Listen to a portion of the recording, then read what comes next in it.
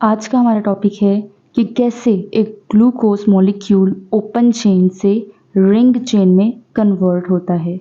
So let's see, सबसे पहले हम देखेंगे कि ग्लूकोज जो कि एक शुगर मॉलिक्यूल है, इसका क्या फॉर्मूला है।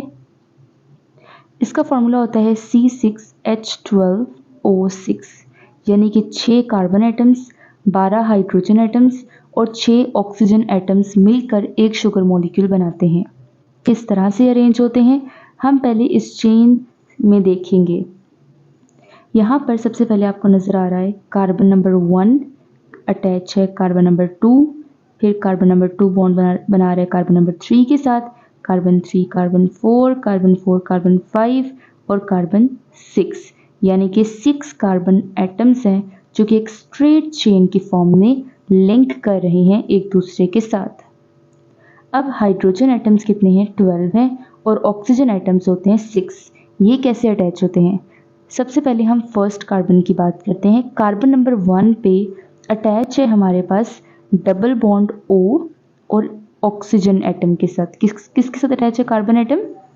ऑक्सीजन एटम के साथ 2 बॉन्ड बना रहा है, जबकि यहाँ पर एक बॉन्ड बनाता है हाइड्रोजन एटम के साथ। इसे हम एल्डिहाइडिक ग्रुप B कहते हैं, जिसमें एक कार्बोनाइल कार्बन यानी C डबल बॉन्ड O और H एटम आपस में अटैच होते हैं, और ये हमारे पास क्या है? एल्डिहाइडिक ग्रुप है।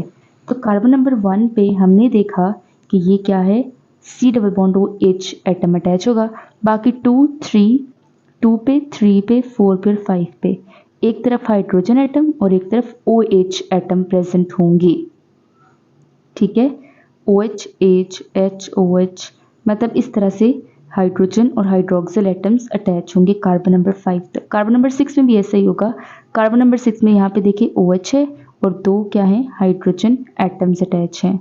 तो बाकी हाइड्रोजन और हाइड्रोक्सिल एटम्स बाकी पूरी चेन है कार्बन की, उसके साथ अटैच हैं, जबकि कार्बन नंबर 1 पे हमने देखा कि C डबल बॉन्ड OH है। ये था हमारे पास ओपन चेन ग्लूकोज का, जो कि किस फॉर्म में, जो कि कहाँ पर होता है? क्रिस्टल फॉर्म में। जो शुगर प्रेजेंट होती है क्रिस्टल फॉर्म में, वो इस तरह से ओपन चेन की फॉर्म में प्रेजेंट है। अब हम इसका रिंग स्ट्रक्चर देखते हैं। रिंग स्ट्रक्चर कैसे बनेगा? लेट्स से कि कार्बन 1 है, यहाँ पर बन गया है कार्बन 1। सिर्फ अभी जो हाईलाइट करी हूँ उनको देखेंगे, बाकी जो नहीं वो नहीं, उनको अभी हम कंसिडर नहीं करेंगे। C1 ये है, यहाँ पे अटैच है C2, ये C3 है, यहाँ पे अटैच है C4 और ये C5 है, और यहाँ से निकल रहा है C6। तो ये हमारे पास कार्बन एटम्स की एक पूरी क्या है? चेन इस तरीके से अटैच्ड है। ठीक है, यहाँ पर ये स्ट्रेट चेन थी ना इस कार्बन एटम की, ये स्ट्रेट थी। यहाँ पर हमने थोड़ा सा उसको इस तरह से एक हेक्सागोनल, यानी कि ये हमारे पास इस तरह का स्ट्रक्चर, ये क्या होता है? हेक्सागोनल स्ट्रक्चर होता है। इस तरह का स्ट्रक्चर बनाने की हमने कोशिश की है। तो मैंने इस कार्बन को यहाँ पर कार्बन नंबर 1 रख दिया, कार्बन नंबर 2, फिर कार्बन 3, कार्बन 4, कार्बन 5, कार्बन 6। ये इस तरह से एक चेन बन गई। अब हमने ये देखा था कि कार्बन नंबर 1 पे क्या अटैच था? डबल बॉन्ड O और क्या था? H प्रेजेंट, ऐसा ही था।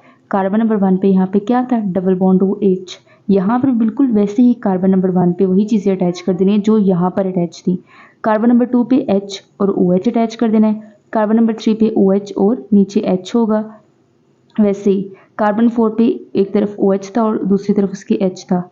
कार्बन नंबर 5 की बात करो तो यहाँ पर कार्बन नंबर 5 के साथ एक तो C6 अटैच था, C6H2OH, एक तरफ यहाँ पे देखो OH प्रेजेंट है ये वाला। ठीक है, और एक और यहाँ पे कार्बन नंबर 5 पर क्या था? OH H और साथ एक CH2OH था। तो ये कार्बन नंबर 5 है, यहाँ पर आपको CH2OH नजर आ रहा है ये वाला, यहाँ पे ये OH है और यहाँ पर इसके साथ एक H एटम भी प्रेजेंट होगा नीचे। तो अभी तक हमने क्या किया? हमने ये जो पहले तो पूरी चेन थी, इसको इस तरह से एक हेक्सागोनल फॉर्म में अरेंज किया।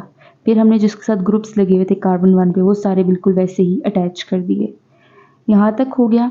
अब क्या होगा कि जब इसने रिंग चेन बनाना है तो हमेशा जो पेनल्टीमेट कार्बन है, यानी सेकेंड लास्ट कार्बन है, कार्बन नंबर 5, वो अटैक करता है कार्बन नंबर 1 के ऊपर, कार्बन नंबर 1 पे, यानी कि सेकेंड लास्ट कार्बन अटैक करेगा कार्बन नंबर 1 पे। कैसे करेगा?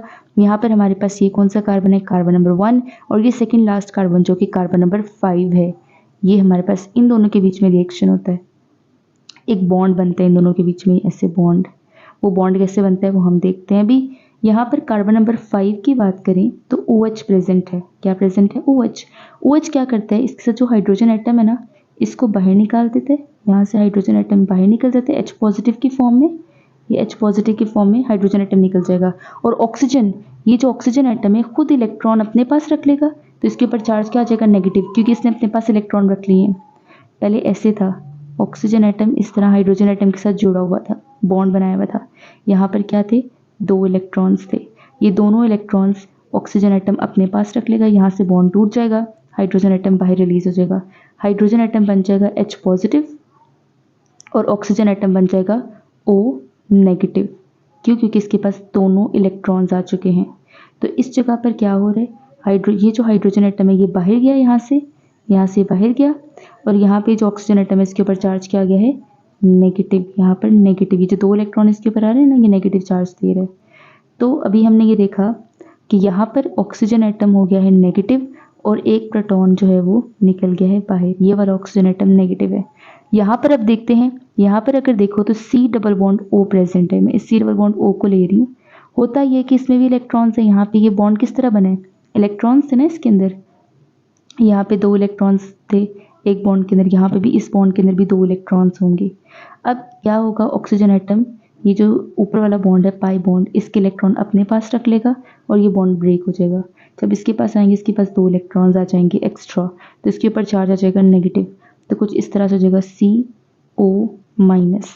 ठीक है, C, ये जो C है CO, एक सिंगल बॉन्ड रह जाएगा O माइनस। अब O माइनस है, ये जो H बाहर निकला हुआ था, ये H हमने बाहर निकाल देते, ये इस ऑक्सीजन के साथ आके बॉन्ड बनाएगा और बना देगा OH। क्या बना देगा यहाँ पर? OH। तो यहाँ पर COH बन गया। क्या बन गया? यहाँ पर ये देखो C और यहाँ पे ये क्या बन गया? OH। ये सेम वही चीज़ है। अब इसको थोड़ा सा और डिटेल में देखते हैं। यहाँ पर अगर हम देखें तो हमने ये देखा था कि OH था, यहाँ से ये हाइड्रोजन बाहर निकल रहा है, यहाँ से ये हाइड्रोजन एटम यहाँ से बाहर निकल गया, पीछे सिर्फ और सिर्फ एक O मॉलिक्यूल बच गया था। इस O ने इस कार्बन के साथ बॉन्ड बना लिया। तो यहाँ पे देखो O ने क्या कर लिया, कार्बन 1 के साथ, इस कार्बन 1 के साथ यहाँ पे बॉन्ड बना लिया है। और यहाँ पर ये जो C डबल बॉन्ड O था, यहाँ पर क्या हुआ था कि ऑक्सीजन एटम ने अपने पास इलेक्ट्रॉन रख लिए थे और ऑक्सीजन के ऊपर आ गया था नेगेटिव चार्ज, और यहाँ से जो प्रोटॉन निकला हुआ था ना, वो बेसिकली आकर अटैच हो गए इस ऑक्सीजन एटम के साथ। तो यहाँ पर क्या बन गया? OH। पहले यहाँ पर सिर्फ एक O था, लेकिन अब क्या हो गया? OH, क्योंकि इसके पास क्या आ गया? एक हाइड्रोजन एटम और आ गया है। तो हमने ये देखा किस तरह से ग्लूकोज चेन एक रिंग स्ट्रक्चर बना रही है, ओपन चेन से रिंग चेन में बन रहा है। हो कुछ भी नहीं रहा, सिर्फ और सिर्फ इतना सा इसमें कॉन्सेप्ट है कि कार्बन नंबर जो 5 है उसका जो हाइड्रोक्सिल एटम है उसमें ये जो H एटम है ये बाहर निकल जाता है, और ये ऑक्सीजन एटम क्या करता है, इस कार्बन के साथ इस तरह से, इस कार्बन एटम के साथ ये बॉन्ड बना रहा है। सेकेंडली यहाँ पे ये हो रहा है कि ये जो कार्बन नंबर 1 है इसके पास डबल बॉन्ड O था, डबल बॉन्ड खत्म होगा, ऑक्सीजन के साथ एक सिंगल बॉन्ड, ये देखो यहाँ पे कार्बन नंबर 1 है, यहाँ पे सिंगल बॉन्ड बनेगा ऑक्सीजन के साथ, और वो जो H बाहर निकला था वो इस ऑक्सीजन के साथ आके अटैच हो जाएगा। ये देखो यहाँ पे OH हो जाएगा। सिंपल सी बात है ये। ठीक है, यहाँ पर क्या हो गया, इस तरीके से एक हमारे पास हेक्सागोनल स्ट्रक्चर बन गया है। This is what we call ring structure. ये बेसिकली वाटर में जब हम इस शुगर को डिसॉल्व करते हैं वाटर में, तो तब हमें इसका रिंग चेन स्ट्रक्चर नज़र आता है। अब थोड़े से कार्बोहाइड्रेट्स के फंक्शन देख लेते हैं। हमें ये पता है कि कार्बोहाइड्रेट्स क्या होती हैं, शुगर मॉलिक्यूल्स होती हैं, एनर्जी का सोर्स है, प्राइम सोर्स ऑफ एनर्जी। सबसे पहले बॉडी यहीं से एनर्जी हासिल करती है, इन्हीं शुगर मॉलिक्यूल से, जो कि कार्बोहाइड्रेट्स हैं। सेलुलर रेस्पिरेशन का मतलब ये है कि जब ग्लूकोज मॉलिक्यूल और ऑक्सीजन मॉलिक्यूल आपस में कंबाइन होते हैं ब्लड में, तो उसके रिजल्ट में जब बॉन्ड्स ब्रेक डाउन होते हैं ग्लूकोज के, तो ATP एनर्जी प्रोड्यूस होती है, ATP एनर्जी। तो इसलिए हम कहते हैं this is a source of energy. Next हमारे पास स्टोरेज मॉलिक्यूल्स हैं, यानी कि जब बहुत सारी शुगर्स आपस से मिलती हैं तो वो एक पूरी चेन बनाती हैं। लेट्स से कि हमारे पास चेन है जिसमें बहुत सारे ग्लूकोज मॉलिक्यूल्स आपस में ज्वाइन हुए हैं with the help of glycosidic bond. ये हमने लेट्स से अभी जो हमने ग्लूकोज मॉलिक्यूल पढ़ी वो हमने एक मॉलिक्यूल लिया, यहाँ पर एक और इसके साथ अटैच कर देते हैं, तो इस तरह से करते करते एक पूरी चेन बन जाती है। प्लांट्स में ये चेन, उस चेन को हम कहते हैं स्टार्च, यानी कि प्लांट्स में शुगर स्टोर होती है in the form of starch, और स्टार्च प्रेजेंट होती है क्लोरोप्लास्ट के अंदर, ल्यूकोप्लास्ट में। इसी तरह से एनिमल्स में ग्लूकोज स्टोर होती है in the form of glycogen. ये भी ग्लूकोज मॉलिक्यूल की चेन्स ही हैं, लेकिन एनिमल्स में हम इसको क्या कहते हैं, ग्लाइकोजन। ये लिवर सेल्स और मसल सेल्स में ग्लाइकोजन स्टोर होती है, शुगर स्टोर होती है in the form of glycogen. Fungus में काइटिन होती है। काइटिन भी क्या है, कार्बोहाइड्रेट ही है। इसके अलावा बैक्टीरिया के अंदर जो सेल वॉल होती है वो बनती है पेप्टिडोग्लाइकिन लेयर्स से, यानी कि जो बैक्टीरिया की सेल वॉल, लेट्स से कि एक बैक्टीरिया है, इसकी जो यहाँ पे सेल वॉल है ये शुगर मॉलिक्यूल से मिलकर बनी है, जिसे हम कहते हैं पेप्टिडोग्लाइकिन। इसके बाद अगर हम बात करें कार्बोहाइड्रेट्स की, तो ये हमारे पास स्ट्रक्चरल मटेरियल और बिल्डिंग मटेरियल के तौर पे भी एक्ट करता है। प्लांट्स की जो सेल वॉल है वो सेलुलोज से बनी हुई है और सेलुलोज इटसेल्फ कार्बोहाइड्रेट है, तो ये क्या हो गया, स्ट्रक्चरल मटेरियल में भी इन्वॉल्व है। इसके अलावा जो आर्थ्रोपोड्स हैं, यानी यहाँ पे ओ है, जो आर्थ्रोपोड्स हैं जिसे हम कहते हैं इंसेक्ट्स। इंसेक्ट्स का जो एक्सोस्केलेटन है, एक्सो मतलब बाहर वाली साइड पे, स्केलेटन वो स्केलेटन जो बाहर वाली साइड पे होता है, मोस्टली कॉकरोचेस में होता है जो कि बाहर वाली साइड पे होता है। उनके अंदर भी काइटिन प्रेजेंट है जो कि कार्बोहाइड्रेट है। उनका जो बोनी स्ट्रक्चर है, जो एक्सोस्केलेटन है, वो काइटिन से ही मिलके बना होता है। So that's all about carbohydrates function and how glucose chain molecule will be converted into ring form. If you like this video, then please like and subscribe this channel.